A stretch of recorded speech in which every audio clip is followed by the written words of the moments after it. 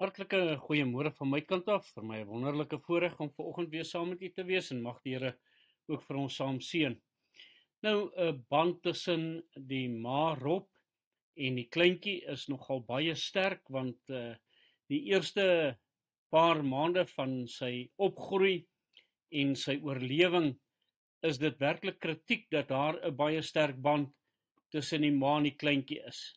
Daai band word dadelik na geboorte dan ook begin en dan word hulle ook 'n sekere reuk en 'n roep waaraan hulle ook dan mekaar uitken, veral as die ma dan ook uitgegaan het om kos te gaan soek en terugkom na daardie kleintjie toe om weer daardie kleintjie dan ook te voer. Die band stel hulle in staat om daardie kleintjies dan ook te versorg, te beskerm, te lei wanneer dit kom by die versorging. Is dit op die land en op die see en dan ook daardie leiding. Hulle leer daardie kleintjies om te swem, as ook om daarso by die vlakwater waar hulle dan ook begin leer om te swem. Net so 'n bietjie interessantheid oor daardie band tussen 'n ma en kleintjie en soos wat daardie band sterk is tussen hulle, so is daar 'n sterk band tussen die kind van die Here, weergeborene en die Here Jesus Christus. En ons sien dit in die woord van die Here, Filippense 3 vers 10, sodat ek hom kan ken in die krag van sy opstanding en die gemeenskap aan sy lyde terwyl ek aan sy dood gelykvormig word. Hier kom praat Paulus van die krag van sy opstanding. Hierdie krag wil hy daardie deel van hê en hy wil in daardie krag van hierdie opstanding wil hy opgroei.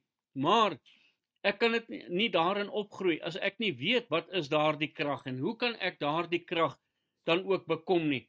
Daardie krag werk al reeds in my by wedergeboorte en dit lei vir my na 'n heilige lewenswandel, want in hierdie heilige lewenswandel word hierdie krag van God dan volbring. En wat 'n wonderlike voorreg wanneer ek dit ook kan getuig dat daardie gedagte van ek word minder en Jesus Christus word meer. As 'n mens daar gaan kyk in Filippense waar Paulus juis daaroor praat, dat hy in homself meer sterwe, sodat Christus meer in hom kan word, gaan juis oor die gedagte van heiligmaking, om dit deelagtig te word. En wanneer ek dit dan ook deelagtig word, dan werk hierdie krag al meer in my. Dit is eksperimenteel. Dit is nie net teorie nie. Sommige mense ken al die teorie daar rondom. Maar wanneer dit kom by die proef ondervindelik, wanneer dit in my eie lewe dan ook realiseer, en wanneer mense na my lewe kyk, dat hulle dit kan sien, maar dit werk uit in my geestelike lewe.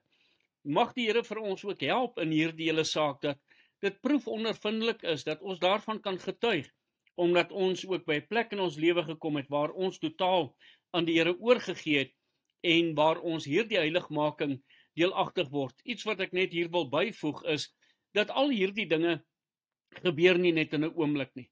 Dis 'n groeiproses en ek moet toelaat dat hierdie krag al meer in my kan kom werk, al meer oorgegewe aan die Here. 1 Petrus 4 vers 1 sê, omdat Christus dan vir ons na die vlees gelei het, moet julle heel ook wapen met dieselfde gedagte, dat wie na die vlees gelei het, opgehou het met die sonde. Dus kom ek by daardie punt dat ek nie meer hierdie vlees wil bevredig nie, maar ek wil Christus se weg wil ek wandel.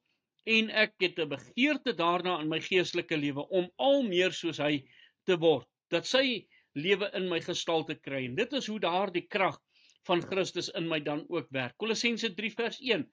As julle dan saam met Christus opgewek is, soek die dinge daarbo waar Christus is en aan die regterhand van God sit.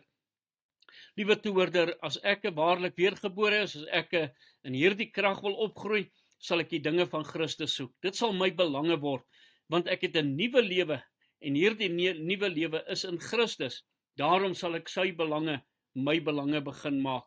Efesiërs 1 vers 19 en tot by 21 sê, en wat die uitnemende grootheid van sy krag is vir die wat glo, na die werking van die krag van sy sterkte.